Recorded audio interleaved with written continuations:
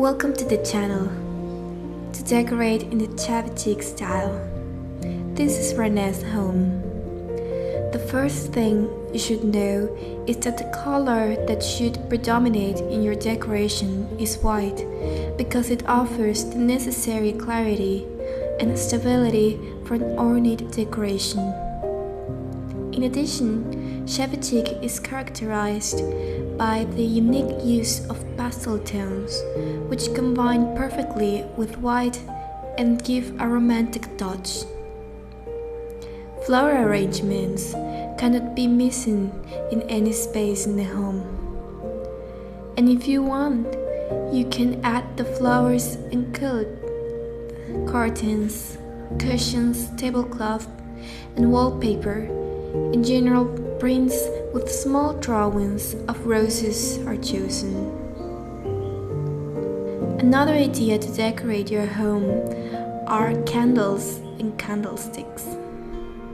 You can choose old and tall chandeliers to accentuate the old touch and accompany them with long candles.